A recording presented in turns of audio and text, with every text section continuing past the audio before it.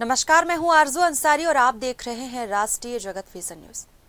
छत्तीसगढ़ में emergency service dial 112 के लिए खरीदे गए 400 नए वाहन पिछले 2 सालों से खड़े खड़े जंग खा रहे हैं। बिलासपुर हाईकोर्ट ने इस मामले में स्वतः संज्ञान लेते हुए सरकार को फटकार लगाई है और पुलिस महानिदेशक डीजीपी से व्यक्तिगत हलफनामा मांगा है।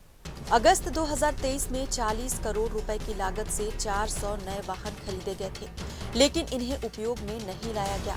इसके बाद अप्रैल 2025 में थानों के लिए 325 नए वाहन और खरीदे गए, पर इन्हें भी तैनात नहीं किया गया। इसके बजाय पुलिस मुख्यालय ने पुराने और खराब हो चुके डायल 112 वाहनों की मरम्मत कर थानों को भेज दिया। इस पूरे प्रकरण से राज्य पर करीब 100 करोड़ रुपए का अतिरिक्त बोझ पड़ा। डिवीजन बेंच ने सुनवाई के दौरान कहा कि ये कुप्रबंधन, निविदा और एजेंसी चयन में अनिर्णय का नतीजा है, जिससे वित्तीय नुकसान और पुलिस कार्यप्रणाली पर विपरीत असर पड़ा है।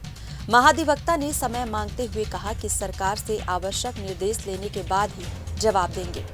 चीफ जस्टिस रमेश सिन्हा और जस्टिस वीडी गुरु की बेंच ने डीजीपी को निर्देश दिया है कि वे शपथ पत्र में विस्तार से बताएं कि किन परिस्थितियों में नए वाहन अनुपयोगी पड़े रहे और पुराने वाहनों की मरम्मत कराई गई। साथ ही ये भी स्पष्ट करें कि आगे सभी वाहनों का इष्टतम उपयोग कैसे होगा और इस तरह की गड़बड़ी दोबारा न हो, इसके लिए कौन से ठोस कदम उठाए जाएंगे। अब अगली सुनवाई 8 अक्टूबर को होगी।